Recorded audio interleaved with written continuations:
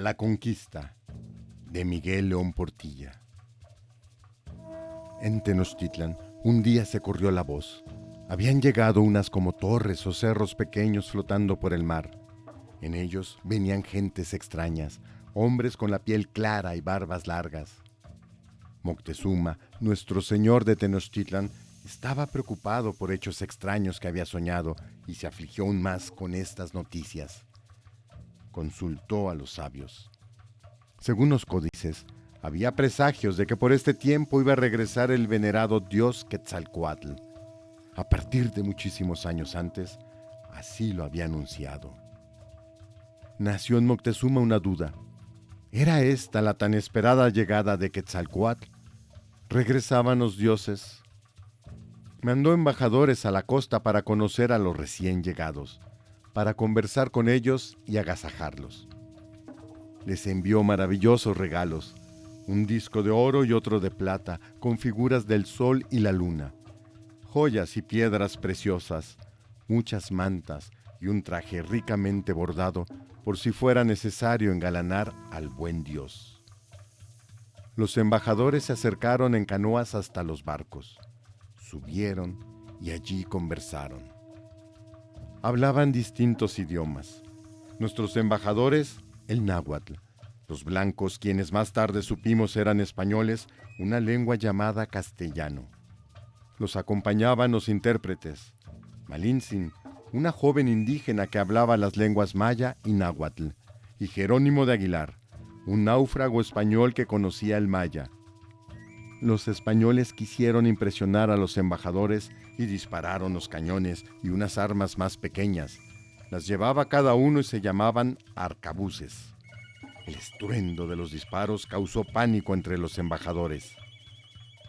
Nosotros no conocíamos las armas de fuego. Luchábamos con flechas, con lanzas y con los macahuitl, una especie de garrotes con pedazos de obsidiana incrustados. Esta piedra tan dura la tallábamos para hacer puntas de flecha y joyas muy hermosas. Los españoles, por su parte, recibieron con gran contento los regalos de oro.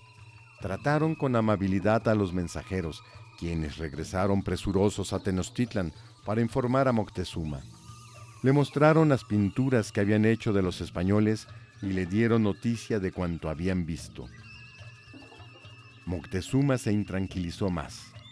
Era difícil saber quiénes eran los extranjeros. Quizá fueran los dioses benignos, pero también podían ser solo enemigos. ¿Cómo saberlo? Moctezuma envió toda clase de magos y brujos a la costa para impedir que los de piel clara y barbas largas se acercaran a México Tenochtitlan. Los españoles, sin embargo, desembarcaron y emprendieron una lenta marcha hacia nuestra ciudad. En el camino se aliaron con algunos pueblos y pelearon contra otros. Los tlaxcaltecas, con quienes los mexicas manteníamos de tiempo atrás una guerra permanente, enviaron antes a un grupo otomí para probar la fuerza de los que llegaban. Al ver que los otomíes fueron fácilmente vencidos, los tlaxcaltecas prefirieron hacer la paz con los españoles. Los recibieron como amigos. El viejo señor Xicoténcatl acordó la alianza con los recién llegados. Les contó que, camino a Tenochtitlan, en un pueblo cercano, vivían los cholultecas, peligrosos enemigos. Unidos, tlaxcaltecas y españoles emprendieron la marcha. Llegaron a Cholula, ciudad amiga de los mexicas, donde existían muchos templos. El principal de todos era una gran pirámide, tan alta que parecía un monte. Allí estaba el santuario del dios Quetzalcóatl. Nadie salió a recibirlos. Los de Cholula se reunieron en el atrio. Cuando todos estaban congregados, los españoles cerraron las entradas. En el gran patio frente al templo, españoles y tlaxcaltecas juntos atacaron a los cholultecas. Cerradas las salidas, nadie podía escapar. Fue una matanza brutal. Algunos creen que los españoles, al no haber sido recibidos, temieron caer en una emboscada. Los mexicas decían que este sorpresivo ataque fue promovido por los tlaxcaltecas. La noticia de la matanza se difundió por todas las regiones, creando temor y tristeza en los poblados.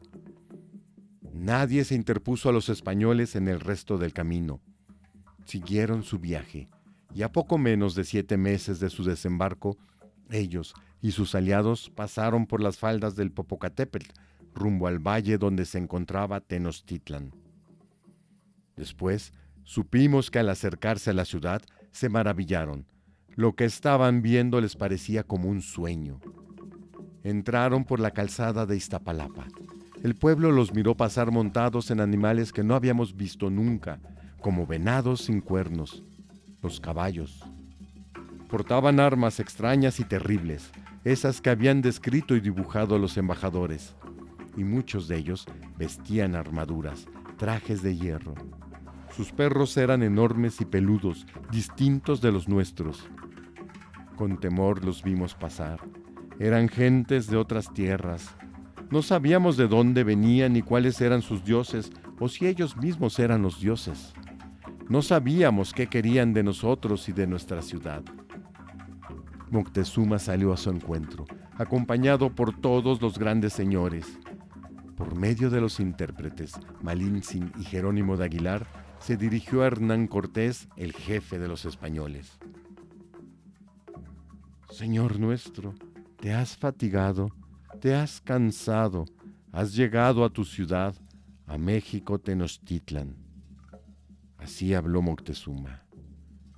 Pocas ciudades en el mundo eran tan hermosas como la nuestra, con sus templos y palacios pintados de vivos colores en el centro de un lago, con sus calles y sus canales y sus casas bien construidas.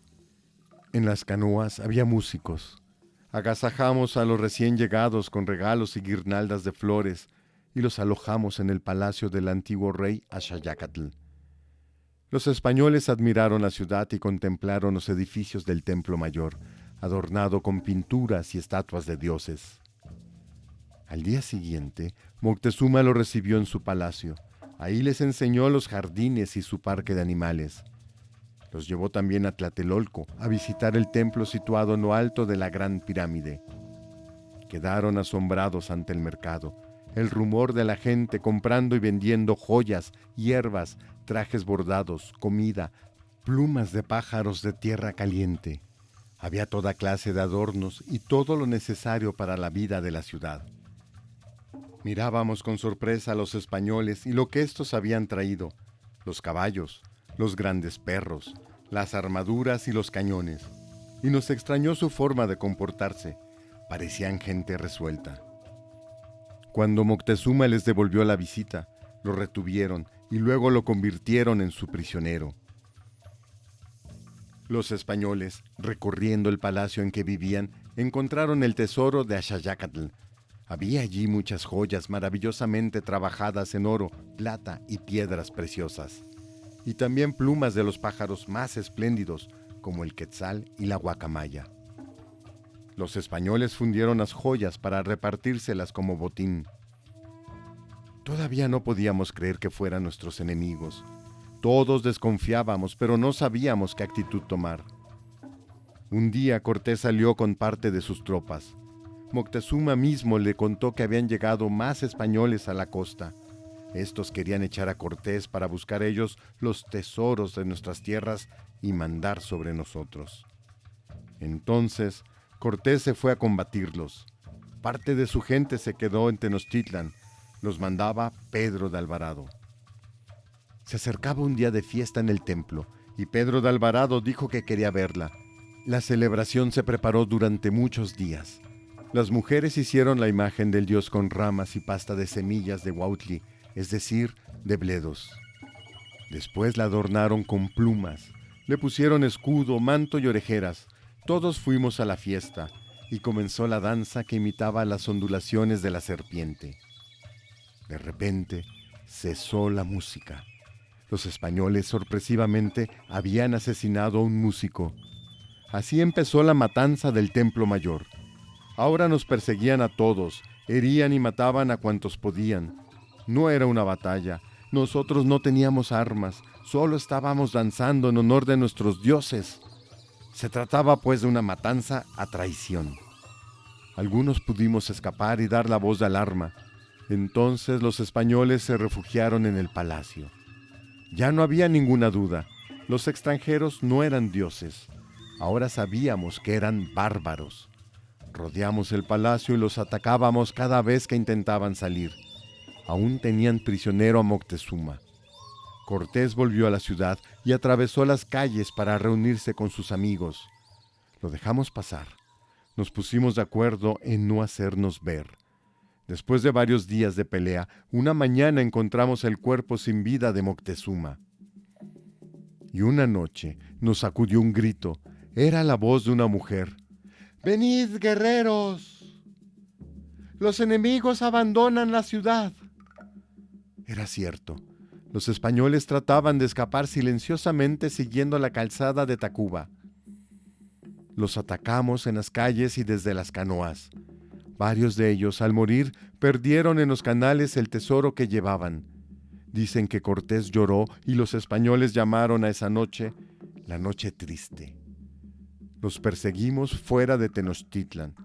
Les dimos batalla, los seguimos varios días, vimos cómo se alejaban y volvimos contentos a nuestra ciudad con la esperanza de que hubieran partido para siempre. Los festejos no fueron largos porque sufrimos una nueva calamidad. Los nuestros comenzaron a enfermarse. Se llenaban de granos, tenían mucha fiebre y se morían. Así murió nuestro nuevo señor Cuitláhuac, al que habíamos elegido después de la muerte de Moctezuma. Era una enfermedad que no conocíamos en nuestra tierra. Se contagiaba de uno a otro y moría mucha gente. Después supimos que la llamaban viruela. Uno de los extranjeros enfermos nos dejó ese mal. Los españoles retrocedieron hasta Tlaxcala y allí se repusieron. Descansaron, comieron, recibieron refuerzos. Hicieron construir barcos, bergantines los llamaban, para poder combatir en el lago. Y antes de regresar a Tenochtitlan, trataron de aliarse con los pueblos de la región. Con algunos lo consiguieron, con otros no. Pelearon cada vez con un pueblo diferente hasta que fueron señores de todo el borde del lago. Entonces volvieron a nuestra ciudad. Después de las viruelas, volvieron los españoles. Hacía casi un año que se habían retirado. Cortés había reforzado sus tropas con cerca de 80,000 aliados indígenas y con centenares de españoles recién llegados de Veracruz. Sus aliados trajeron los barcos desarmados, los tablazones y los herrajes a través de las montañas, y los armaron en el lago para combatir a nuestras canoas. Mientras tanto, la mayoría de las tropas se dirigía a Tenochtitlan. Cruzaron el lago por las 3 calzadas principales, Tacuba, Tepeyac e Iztapalapa. Una columna la dirigía Pedro de Alvarado, las otras los capitanes Olid y Sandoval. Para rechazar a los invasores, toda la juventud mexica se incorporó a la lucha. Fabricamos arcos, flechas, hondas, lanzas, dardos, escudos, macanas y camisas acolchadas. También preparamos barcas armadas para atacar desde ellas a los bergantines. Antes de empezar el ataque, Cortés quiso hablar con el señor nuestro Cuauhtémoc. La entrevista fue al sur de la ciudad. Cortés dijo que venía a hacer la guerra a Tenochtitlan. Hizo además graves acusaciones y amenazas contra los mexicas para lograr que se rindieran. Cuauhtémoc se mantuvo firme y dejó ver que él y su gente estaban preparados para la lucha. Y peleamos día tras día, en las calzadas, en las calles, desde los techos de nuestras casas. Cada casa era un motivo de una pelea rabiosa. Desde que había muerto Cuitláhuac, nos dirigía Cuauhtémoc, un guerrero joven y valiente. Él nos animó cuando nos acorralaron el hambre y la sed. Los alimentos no llegaban a nuestra ciudad sitiada y era imposible beber las aguas saladas del lago. Cada día era comenzar la guerra otra vez, casi en el mismo lugar. Los bergantines no podían entrar en los canales angostos. El enemigo penetraba muchas veces por tierra. Rompimos los puentes para que los soldados no pudieran pasar. Pero entonces comenzaron a derribar las casas y con los escombros rellenaron los canales. Así hicieron camino para que avanzaran sus caballos y sus tropas y para poder arrastrar sus cañones. Desde el comienzo del sitio habían pasado 75 días. Barrio por barrio perdimos la ciudad. Estábamos agotados y nos refugiamos en Tlatelolco. Estos eran nuestros lamentos. En los caminos yacen dardos rotos, los cuerpos de los caballeros están esparcidos, destechadas las casas, enrojecidos sus muros, gusanos pululan por calles y plazas, y están las paredes manchadas de sesos. Rojas están las aguas, cual si las hubieran teñido, y si las bebíamos, era agua de salitre. Golpeábamos los muros de adobe en nuestra ansiedad, y nos quedaba por herencia una red de agujeros. En los escudos estuvo nuestro resguardo, pero los escudos no detienen la desolación. Allí fue la última batalla, desesperada, y la perdimos. Leyó para ustedes Fantomas.